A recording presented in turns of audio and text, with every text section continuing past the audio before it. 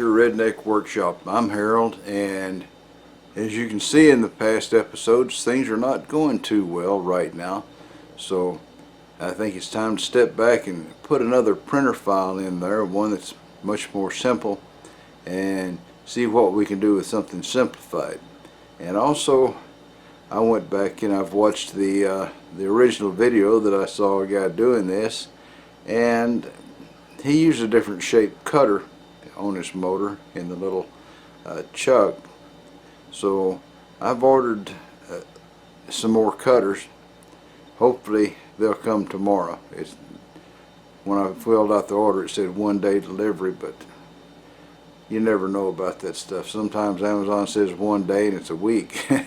So we'll find out. Anyway, let's go in there and see if we can't make another attempt at this, because I'm kind of determined to keep trying till I make it. I changed the pattern just to make a letter H and slowed it down where it travels like a millimeter a second or something. And I got the little motor cranked up, really moving on. And I hope that it'll cut enough wood to let it move freely. So we'll see how this comes out. It's all really loud though.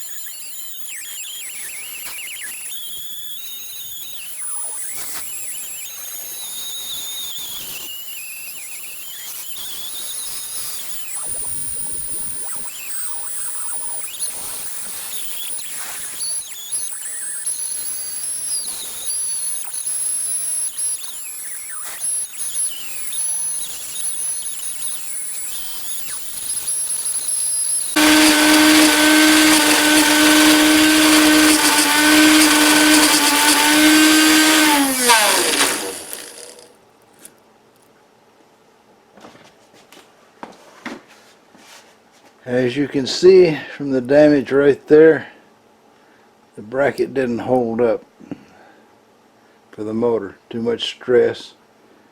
And I guess it looks like the thing started sinking down in deeper and deeper. And it was sinking deeper, I guess, because the bracket broke. So let's vacuum it off and see what it looks like anyway. Let's see here, let me get this out of the way.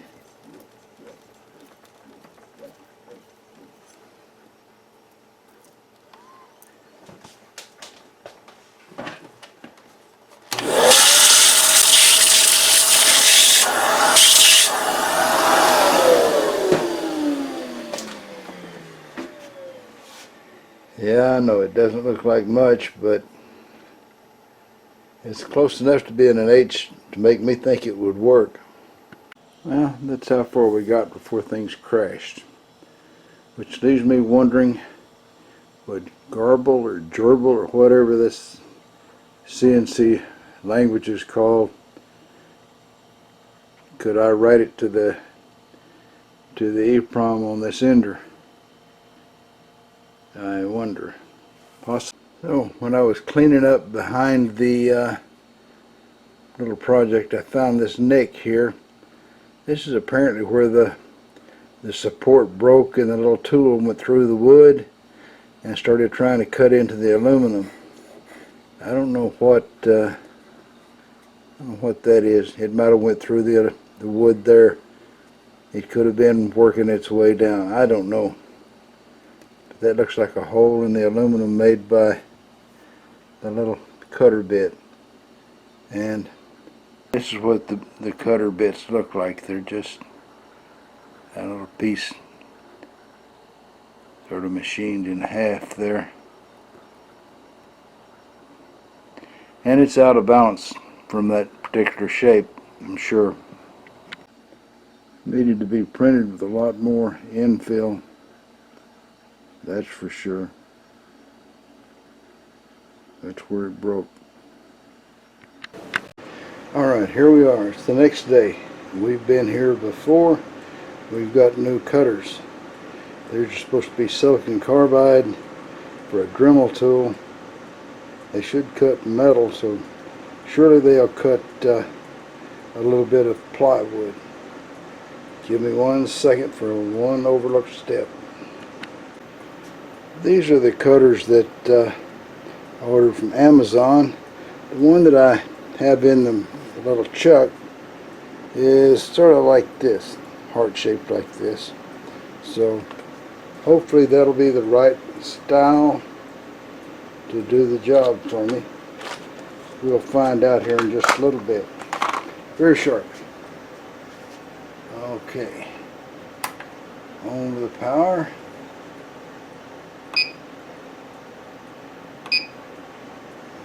Okay.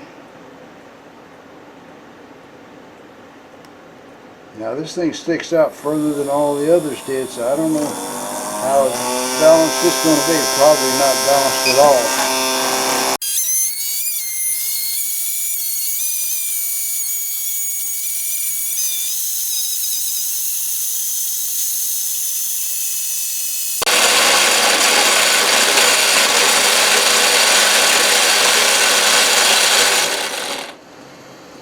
Looks to me like it's about to fall apart there. It's vibrated the wheels loose.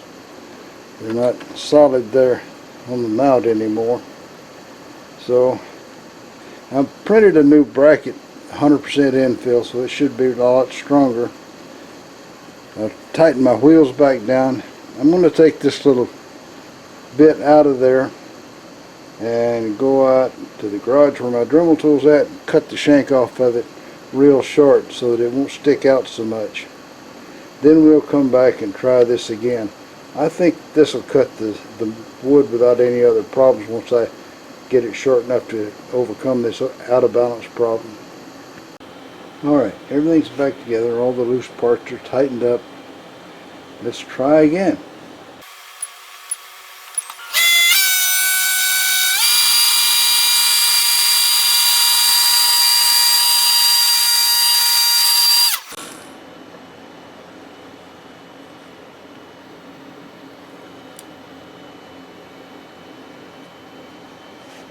It's not low enough, still not set right.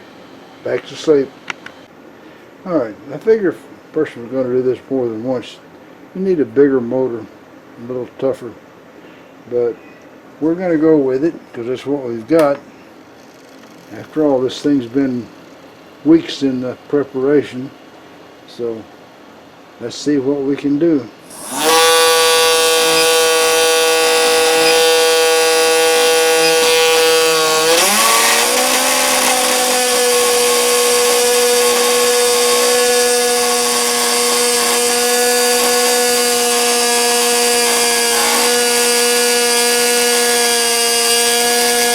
Still not low enough. Gotta start over. Likely it's not, it's down way too far this time, but since we've already got a square cut out, maybe it'll take it. We'll see.